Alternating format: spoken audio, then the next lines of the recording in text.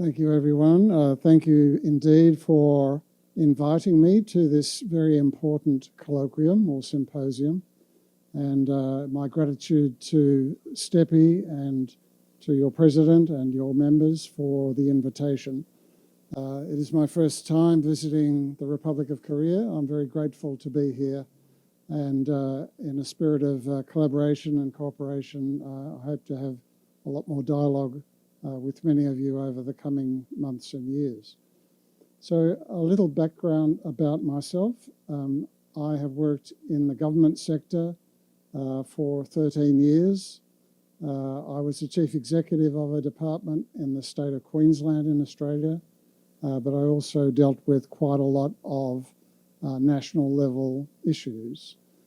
Since returning to the research environment of a university, I've been particularly working on how can we better manage the complex and difficult problems that we face, both at a local level, a national level, and a global level.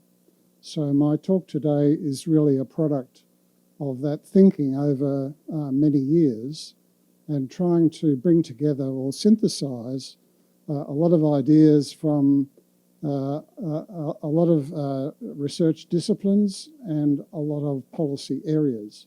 So I try to work not just in one field like education, health, IT. I try to work across the common features of all of those issues. And I try to pull together the insights of political science, psychology, sociology, economics, technology, and environment, many other fields. So as you will see, this talk is fairly generic, but I also want to focus a little on what's been happening in my own country and in the OECD group of countries more generally. So Republic of Korea and Australia share that commonality that we are both liberal democracies, we are both members of the OECD, and we have a joint interest in addressing the major challenges of the modern world. We experience those major challenges in slightly different ways because of our geographical and political and economic context, and our capacity to develop technological solutions to many of these problems is quite different. I'll talk about that very quickly, but I only have 20 minutes, so I've already used up some of those, so I must keep going. So this picture is a picture of what in English we call a maze, which is both a recreational activity to lose yourself in a maze, but also it's a metaphor, it's a picture about can we get out of the maze? Can we solve the problem of exit? Can we find a solution? And a lot of what we're talking about with major challenges or wicked problems is trying to find a solution to a puzzle or a challenge. I won't go through these detailed slides. You have them in your pack. I can't possibly read them out in the time available, so I will pick out a few key issues. So what the literature on major challenges and complex problems and wicked problems is telling us is that there are compounding layers of complexity, layers of uncertainty, and layers of disagreement. And this is where we are talking about, this is what we're talking about today. Some are arguing that we live in a world where the rate of change, the pace of change is increasingly fast. This makes it more and more difficult for us both to understand and respond to these complex problems. Many examples, these are well known to you, things like energy transitions, climate change, pandemics, refugees, violence, inequalities, etc., and the very nice examples that we'll hear about in the next speaker's talk based on the areas in Korea that have been studied in some depth through the STEPI project. Experts and stakeholders have different perspectives about the nature of the problem and the nature of the solution. There are all kinds of reasons for these differences. Sometimes it's about knowledge, but sometimes it's about political values and other things. This makes it quite difficult to solve these problems in a consensual or easily agreed manner.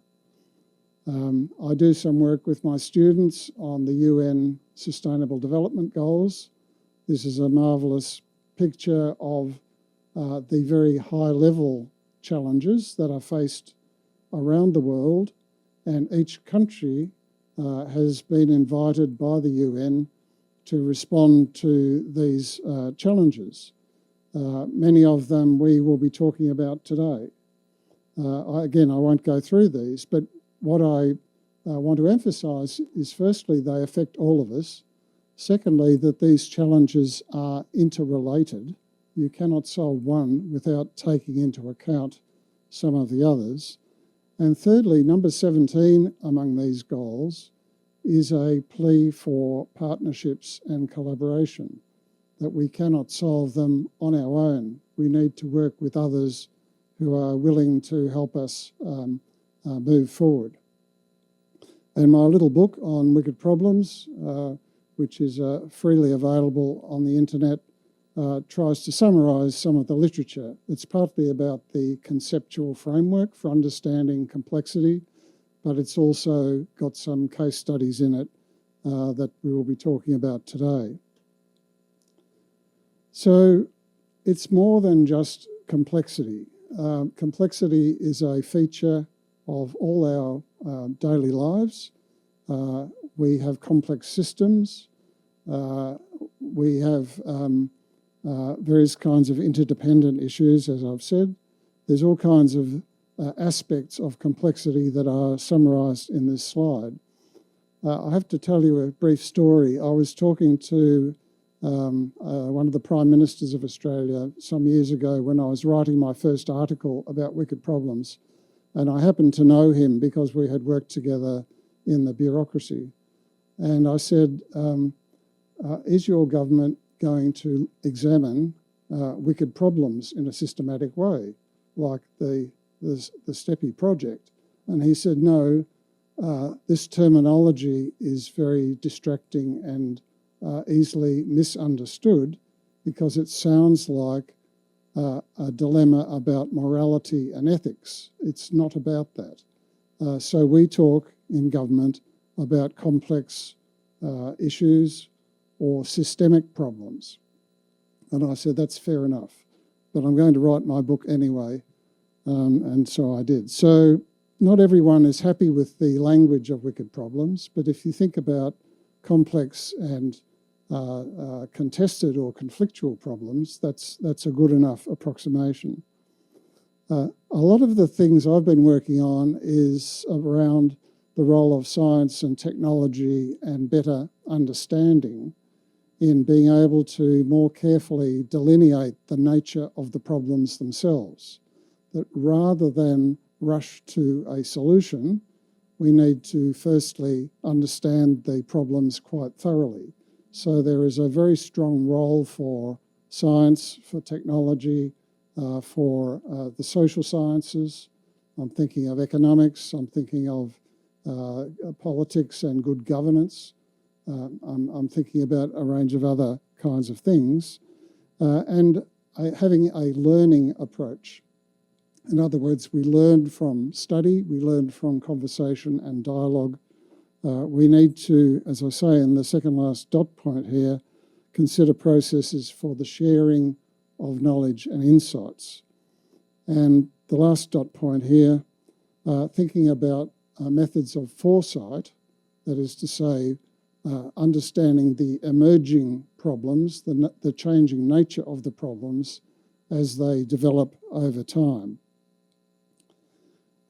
My friends in science and technology say, Brian, you are making it too difficult.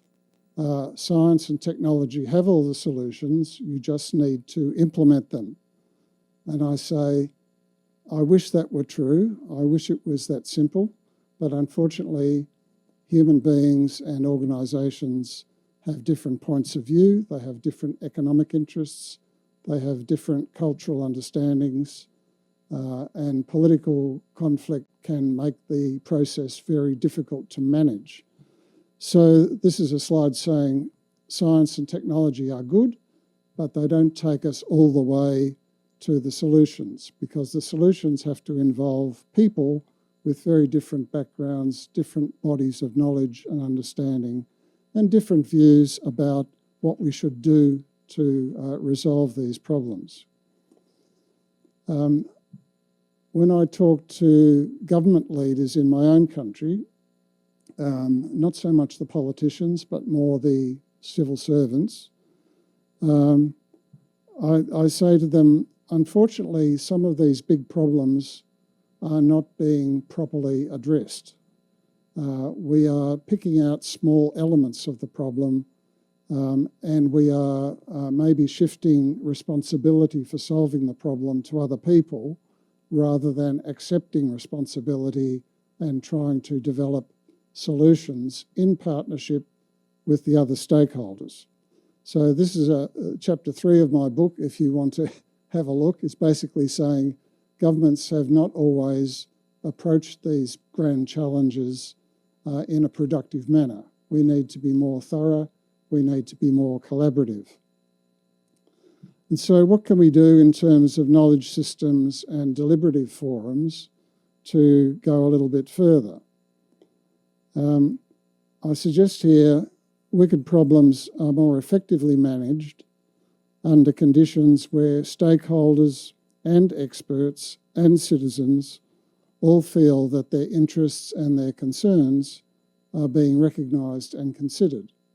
In other words, it's very important to have expert knowledge and expert advice, but that is not enough. We need processes that involve wider dialogue, wider involvement of citizens and stakeholders in order to combat the mistrust of government and combat the political conflicts that emerge in relation to how to best manage certain kinds of problems.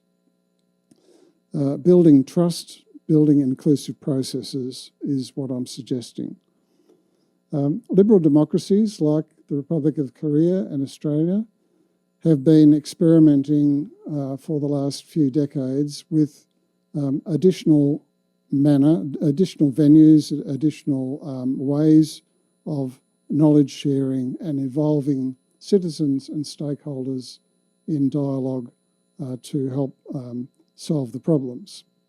I mention a few examples here. I don't have time to go through them, but things like various kinds of inclusive forums, various kinds of co-design forums, citizen juries on complex issues, using the internet to crowdsource ideas, the role of think tanks such as STEPI, the role of community organisations. In other words, devolving the conversation in order to establish a better basis for dialogue and joint thinking.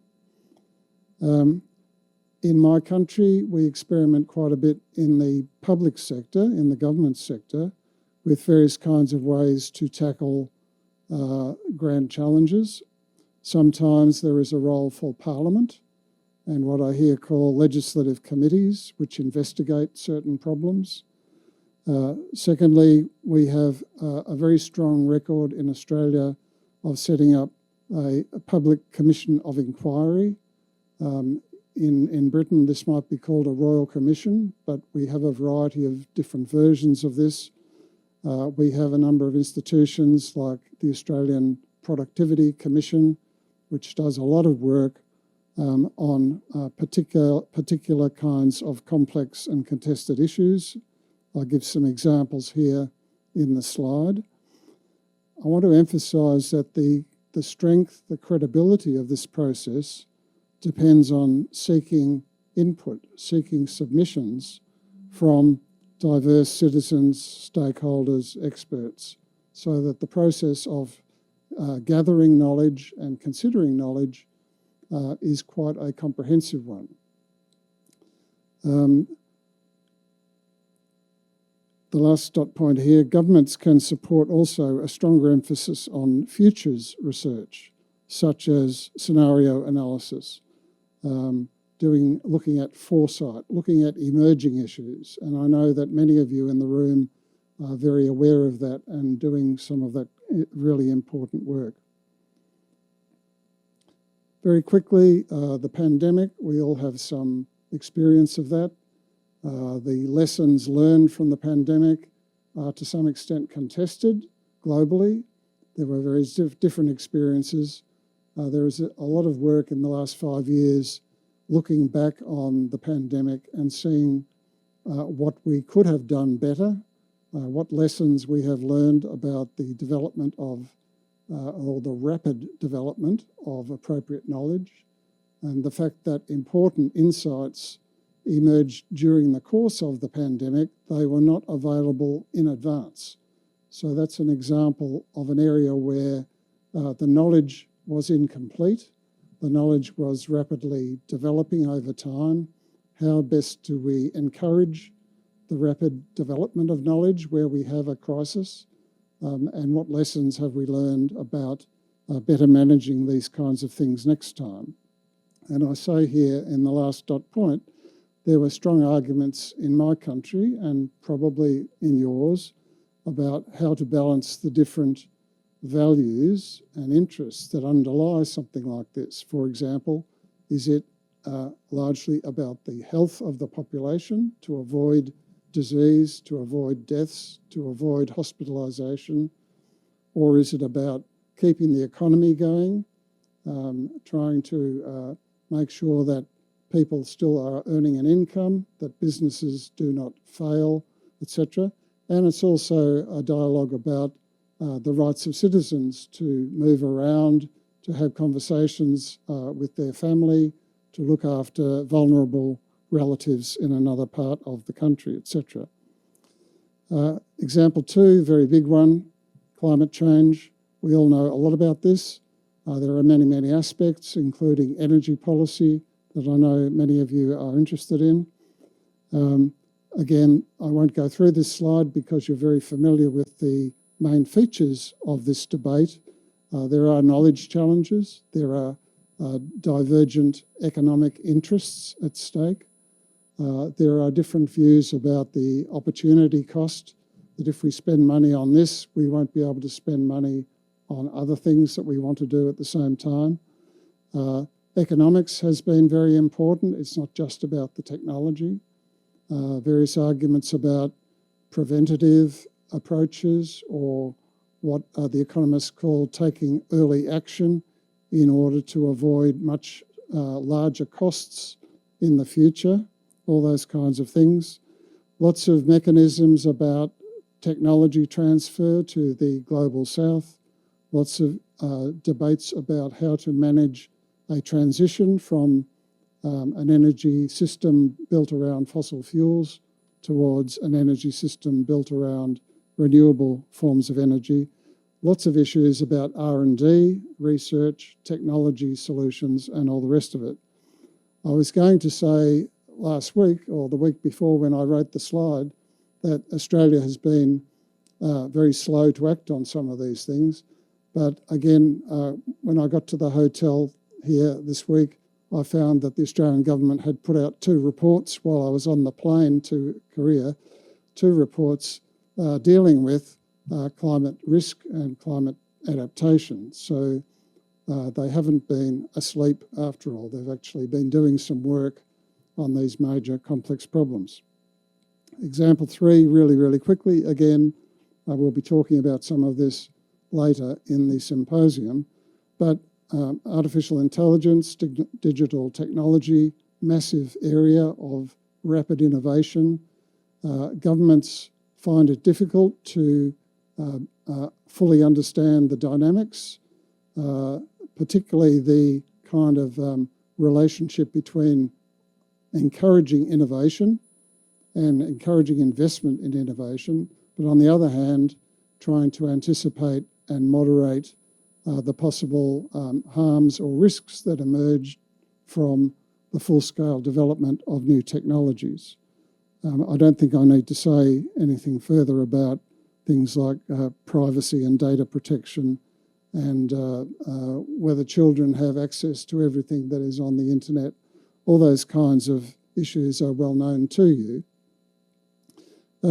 So I just want to end rather quickly with coming back to 2 points. One is the role of science and the role of technology and the role of technical knowledge.